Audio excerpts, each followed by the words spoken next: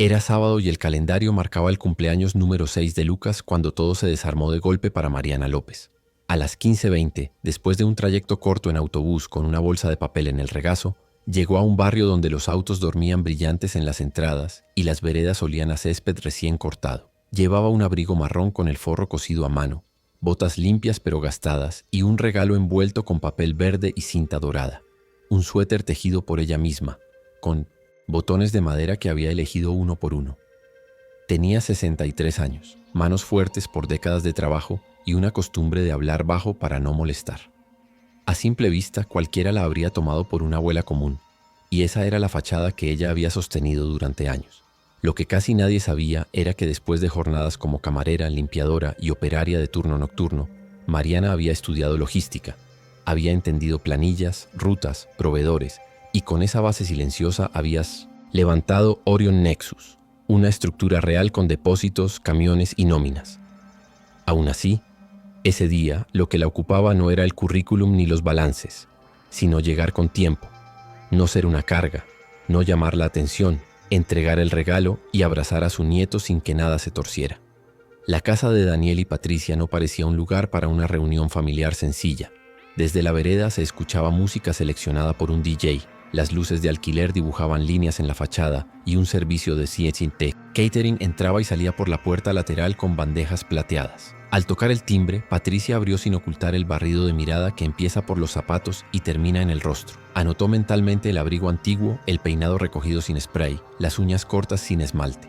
Le indicó dónde dejar el paquete y el abrigo sin tocarla, sin un «qué bueno que viniste».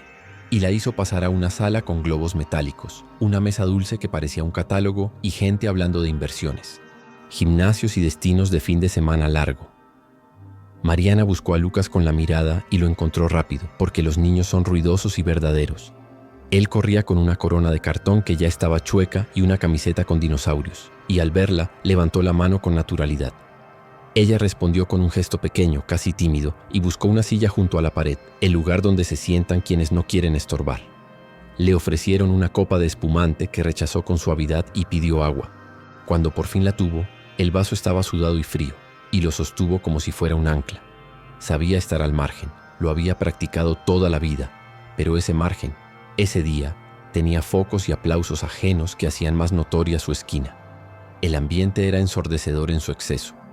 La música no dejaba espacio para conversaciones íntimas y las risas eran demasiado fuertes, de esas que buscan aprobación más que expresar alegría genuina. Mariana observaba los trajes oscuros, los relojes caros que brillaban en cada movimiento de muñeca, las copas alzadas con naturalidad por personas que parecían no conocer otra realidad que no fuera la abundancia. A su alrededor, las charlas giraban en torno a viajes a Miami, remodelaciones de cocinas con mármol importado y colegios bilingües que costaban lo mismo que un salario anual de cualquiera de sus empleados de bodega. Todo eso se sentía lejano, ajeno, como un escenario en el que ella había sido colocada a la fuerza sin pertenecer. En su regazo, mantenía el regalo, ese suéter verde que había tejido en noches de silencio frente al televisor apagado, y se preguntaba si tendría la oportunidad de dárselo a Lucas sin que nadie lo viera como un gesto fuera de lugar. Fue durante la cena, cuando todos se acomodaron en una mesa larga adornada con flores artificiales de tallo metálico, que ocurrió la herida principal. Patricia, con su sonrisa calculada y su tono de voz proyectado para que no quedara rincón sin escucharla, lanzó la frase que quemaría a Mariana durante horas enteras. Entonces, Mariana, Daniel me contó que todavía mantienes ese pequeño negocio de limpieza. ¡Qué tierno! El cuchillo del comentario no estaba en las palabras, sino en la forma en que fueron dichas, con condescendencia, como si hablara de un niño que guarda estampitas y no de una mujer que había trabajado hasta romperse la espalda. Alrededor, algunas risas contenidas confirmaron la intención. Mariana sintió como el aire se le atascaba en la garganta. Miró a su hijo buscando un gesto, una defensa, un simple desvío de tema, pero Daniel mantuvo la vista en el plato, apretando el tenedor como si no oyera nada. Ese silencio fue peor que la burla. Mariana aguantó unos minutos más, con el estómago cerrado y la espalda rígida, pero cada carcajada le caía como una piedra encima. No probó bocado del plato frente a ella. El olor a carne especiada y vino caro le revolvía el estómago. Cuando llegó el momento del postre, no esperó. Se levantó despacio, tomó el abrigo del perchero sin que nadie notara, y salió con el paquete todavía en las manos. El aire fresco de la calle le golpeó el rostro como una bofetada de realidad. Caminó varias cuadras con el corazón acelerado, apretando el regalo contra el pecho, sintiendo que cada paso era una mezcla de humillación y enojo contenido. En su mente las palabras de Patricia se repetían una y otra vez, como un eco insoportable, y junto con ellas la imagen de Daniel callado, ausente, incapaz de defenderla, siquiera con una mirada. De regreso en su pequeño departamento, Mariana dejó el paquete sobre la mesa y se dejó caer en la primera silla disponible. Durante un buen rato no pudo llorar. Solo se quedó quieta, con la garganta seca y la respiración pesada, como si su cuerpo entero necesitara procesar lo que había ocurrido. El suéter verde, aún envuelto, se convirtió en un símbolo de todo lo que había dado sin recibir nada a cambio. Pensó en las noches de trabajo interminable, en las manos partidas, de fregar pisos, en los turnos dobles que aceptó para pagarle estudios a Daniel. Todo eso reducido en un segundo a una caricatura de pequeño negocio de limpieza. Sintió una punzada de rabia que, en vez de consumirla, comenzó a empujarla hacia una decisión distinta.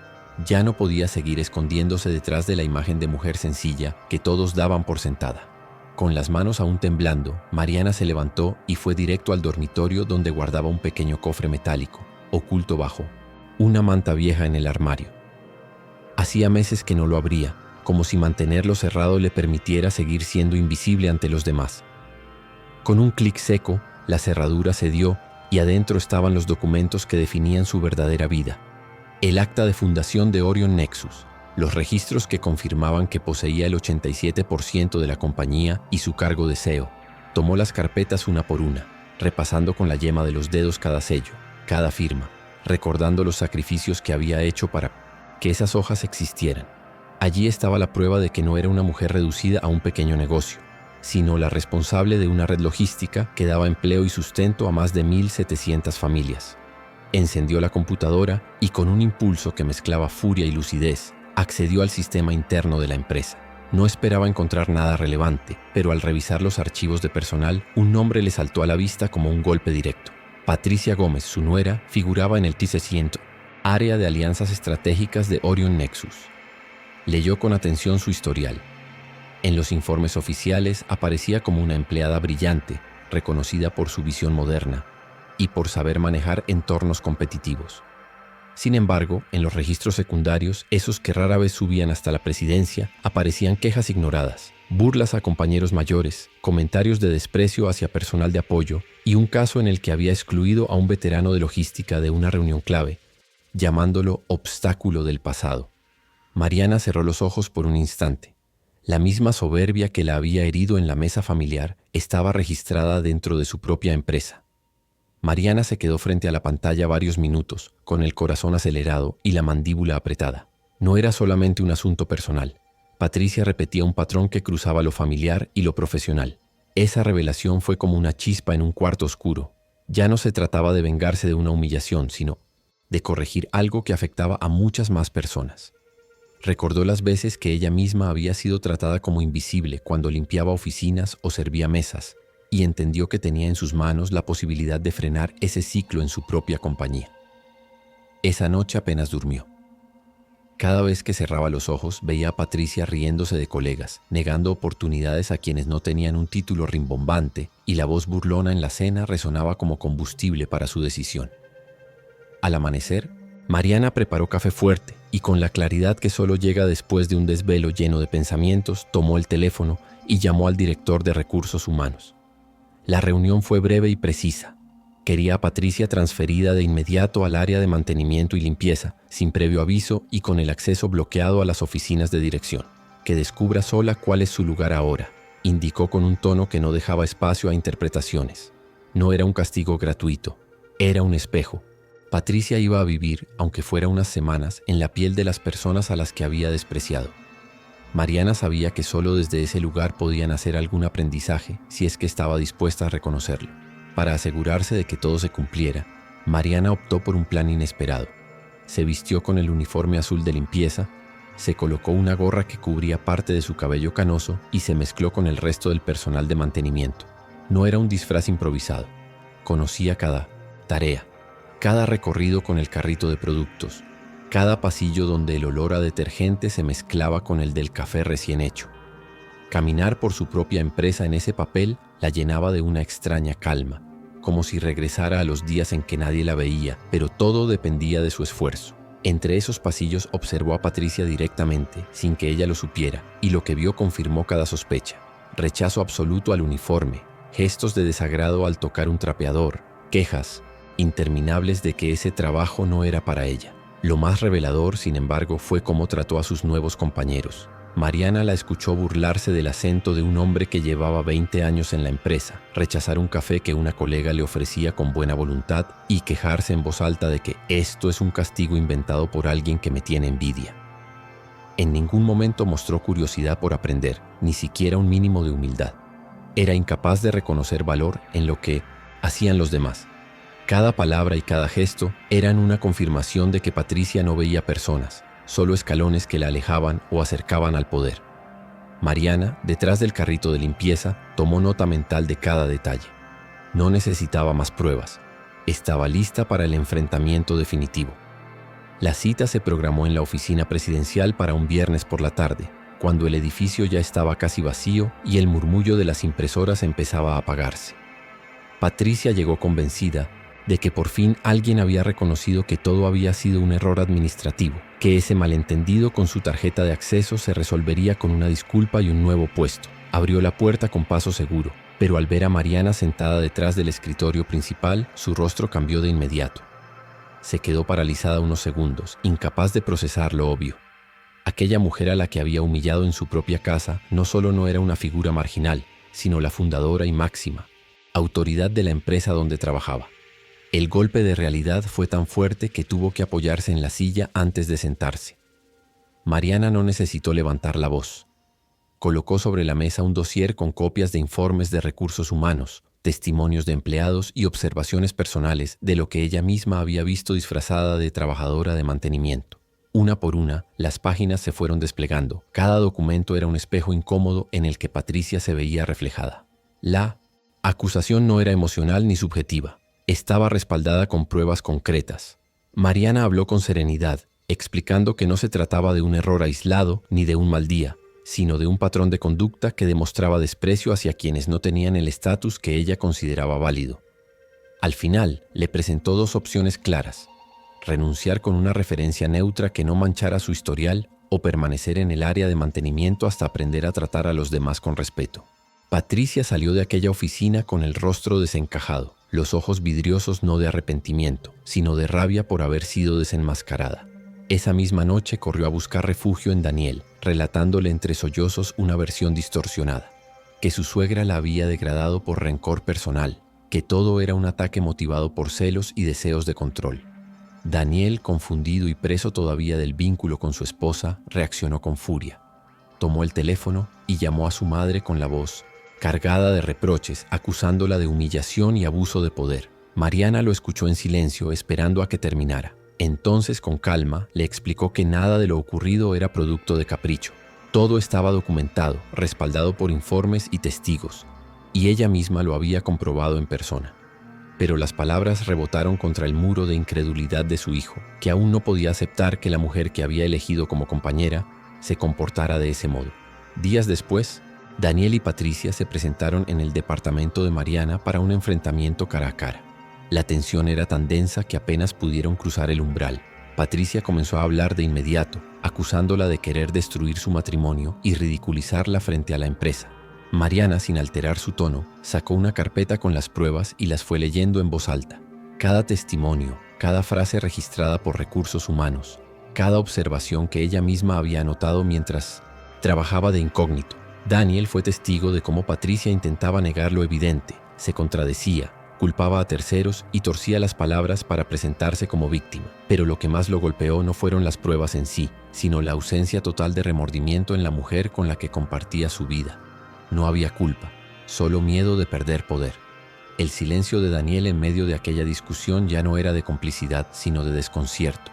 Veía a su esposa tropezar con sus propias contradicciones y poco a poco las piezas encajaban en su mente. Recordó el cumpleaños de Lucas, la frase cruel dirigida a su madre, la indiferencia que él mismo había mostrado por no incomodar a nadie.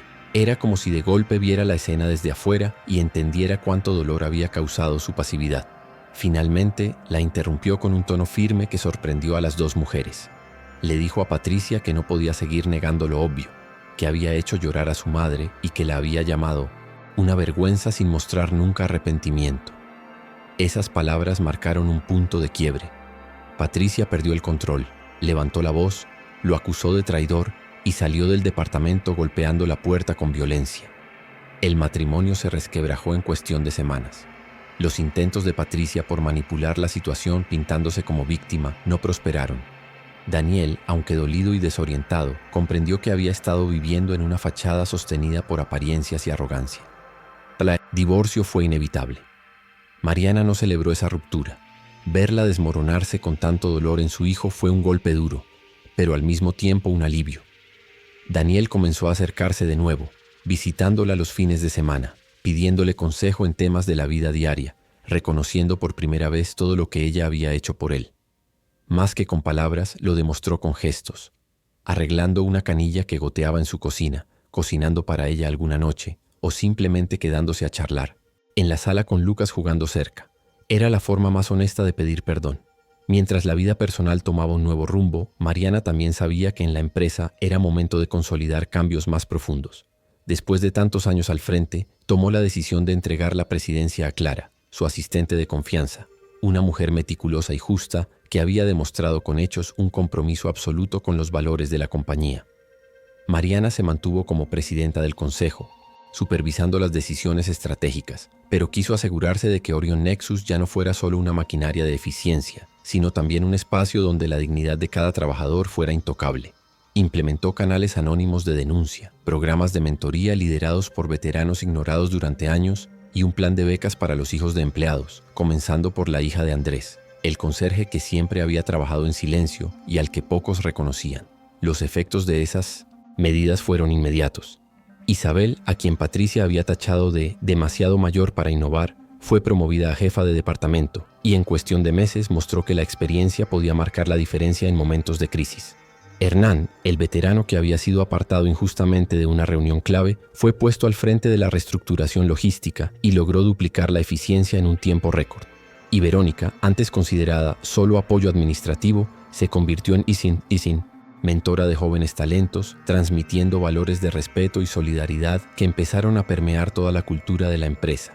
Mariana, observando todo desde su nueva posición, sintió que por primera vez Orion Nexus reflejaba algo más que números en un informe. Era un organismo humano, vivo, sostenido por la dignidad de cada persona. En el plano familiar, el vínculo con su nieto Lucas se volvió más fuerte que nunca. El niño no comprendía del todo los conflictos entre adultos, pero sí sentía la presencia real de su abuela. Comenzó a visitarla con Daniel los fines de semana y a pasar horas en su pequeño departamento, donde Mariana le preparaba panqueques y le enseñaba juegos de cartas simples. En sus dibujos de la escuela, Lucas la representaba como una figura con corona y un corazón enorme en el pecho. Cuando los maestros preguntaban quién era, él respondía con inocencia: «Es mi abuela, la persona más poderosa del mundo». Esas palabras, sin adornos, tocaron fibras que ni los mayores reconocimientos empresariales habían alcanzado. Para Mariana, valieron más que cualquier contrato millonario. Con el paso de los meses, la herida de la humillación inicial fue perdiendo fuerza, reemplazada por la certeza de haber hecho lo correcto. Mariana comprendió que lo verdaderamente importante no había sido descubrir a Patricia ni exponerla, sino recuperar a su hijo, enseñarle a Lucas un ejemplo diferente y dejar en la empresa una estructura basada en la empatía y el respeto. Cada día se convencía más de que su legado no estaría escrito en balances ni en cifras de crecimiento, sino en la transformación cultural que había impulsado y en los valores que había transmitido dentro y fuera de su hogar. El poder real, descubrió, no era sentarse en un escritorio de CEO, sino levantar la voz en defensa de los invisibles y tener el coraje de sostener la dignidad en los momentos en que otros elegían callar. Mariana aprendió a mirar hacia atrás sin resentimiento. Entendió que la humillación sufrida aquella noche de cumpleaños había sido el detonante que la obligó a dejar de esconderse, a mostrar la verdadera magnitud de lo que había construido. Durante años había preferido el silencio, convencida de que ser discreta la mantenía a salvo de juicios y envidias. Pero en ese silencio también había cedido espacio a que otros la definieran como nadie. Esa noche, al ser ridiculizada frente a extraños y ver a su hijo callar, comprendió que había llegado el momento de reclamar su identidad completa. Ya no solo como madre y abuela, sino como la mujer que había levantado una empresa desde la nada y que ahora decidía usar ese poder para enseñar respeto. Con serenidad, aceptó que su mayor victoria no estaba en haber desenmascarado a Patricia ni en los cambios empresariales que quedaron como legado. Lo más trascendente había sido la restauración del lazo con Daniel y la semilla de dignidad sembrada en Lucas. Él crecería sabiendo que la verdadera grandeza no se mide en trajes de gala, autos lujosos o títulos rimbombantes, sino en la manera en que se trata a los demás. En ese legado humano residía la fuerza de toda su historia, la certeza de que el poder más real no es el que se ostenta, sino el que se ejerce silenciosamente para proteger a quienes no tienen voz.